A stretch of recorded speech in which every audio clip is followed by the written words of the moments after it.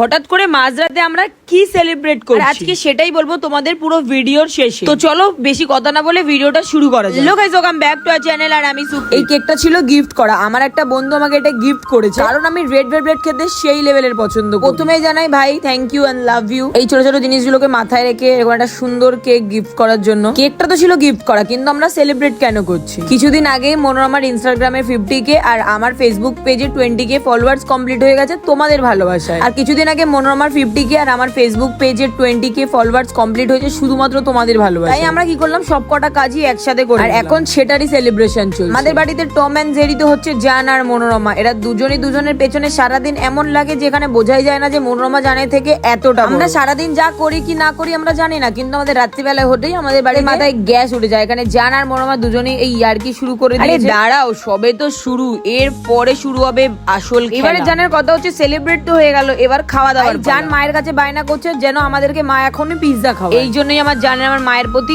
এত ভালোবাসা, কিন্তু আমার মা স্পষ্ট দুদিন আগেই আমাদেরকে বিরিয়ানি খাইয়েছে, আজকে মা স্পষ্ট বলে দিয়েছে আমি কিচ্ছু খাওয়াতে পারবো। আর আমার জান এত চালাক, তাই নেক্সট টার্গেট চলে গেছে আমার দিদির কাছে। জানের বায়না রাখতে গিয়ে দিদিকে তো হ্যাঁ বলতেই হবে, আর এইটা বলার পরে জানের মুখটা দেখো। আর আশা করি আমার দিদি এই ভিডিওটা দেখতেই পাবে। দিদি দেখে রাখ, তোর মেয়ের কত চালাক, তোর সামনে কান্না করছিল আর তোর ফোন রাখার পরে আর ওর আসল রিয়েকশন। আর এদিকে যখন জান মায়ের কাছে বায়না করছিল তখন মনোরমা হাসছিল যে জানের হয়তো আজকে আর পিৎজা খাওয়া হবে না, কারণ মা তো বারণ করে দিয়েছে। এবার যেহেতু জান পিৎজা খেতে পারবে তাই মনোরমাকে দেখিয়ে জান নাচছে যে কি হলো, কি ব্যাপার, মানে বুঝতে পারছো? দিদি 10 মিনিট পরে ফোন করে বলছে দিদির ইউপিআই কাজ করছে না, তাই এটা নিয়ে জানের আরো নাটক শুরু। জান এখানে কান্নার নাটক করছে আর আমি আর মনোরমা দুজনেই অবাক, ভাই এটা কি করে সম্ভব, ওর মাথায় এত বুদ্ধি কি করে আসে? তারপরে দিদি বাধ্য হয়ে এই কথাটা বললো যে মা তুমি দিয়ে দাও, আমি তোমাকে টাকা। জানের মুখে আবার রিটার্ন হাসিও ফিরে আসছে। আর আমি বলেছি আমি পিৎজা খাবো না, আমি ঘুমোবো, কিন্তু জানের কথা আমি কোন রকম ভাবেই ঘুমোতে পারবো। পিৎজা অর্ডার দিয়ে পিৎজা আস্তে আস্তে এখন বাজে 3টে, নিচে অলরেডি পিৎজা ডেলিভারি দাদা চলে এসছে। এবার চলো যাবো হচ্ছে নিচে, কারণ মার বাবা যদি কেউ একবার উঠে যায় তো আমাদের 3 জনের কপালে আজকে দুঃখ আছে। মানে